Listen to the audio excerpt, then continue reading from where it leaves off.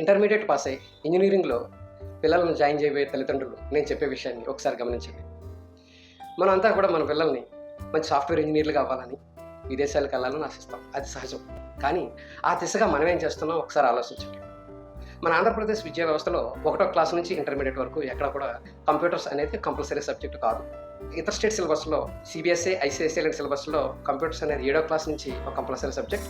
Intermediate వచ్చేసరికి వాళ్ళు C, Java, C++, Python లాంటి కోర్సులు కంప్లీట్ చేసి వస్తారు. కానీ ఇంజనీరింగ్ జాయిన్ అయిన తర్వాత కంప్యూటర్స్ అనేది చాలా ముఖ్యమైన సబ్జెక్ట్. ఆ సబ్జెక్ట్ కూడా వీళ్ళకి ఇంటర్మీడియట్ వరకు కంప్యూటర్స్ రాదు అన్నట్టు ఉండదు, ఇంజనీరింగ్ స్టాండర్డ్లోనే ఉంటుంది. కాబట్టి ఇంజనీరింగ్లో జాయిన్ అయ్యే విద్యార్థి కంప్యూటర్స్ ముందుగా నేర్చుకుని జాయిన్ అవ్వడం అనేది సరైన నిర్ణయం. తల్లిదండ్రులు వాళ్ళ పిల్లలకు మంచి ఇంటర్మీడియట్ కాలేజ్ వెతికి జాయిన్ చేస్తున్నారు, అలాగే మంచి ఇంజనీరింగ్ కాలేజ్ గురించి వెతుకుతున్నారు. కానీ ఏ పేరెంట్ కూడా మంచి కంప్యూటర్ ఇన్స్టిట్యూట్ గురించి ఆలోచించట్లేదు. సో కంప్యూటర్ ఇన్స్టిట్యూట్ గురించి ఆలోచించండి. వాళ్ళు మంచి సాఫ్ట్వేర్ ఇంజనీర్ అవ్వడానికి మీ వంతు సహకారం అందించండి. నమస్తే.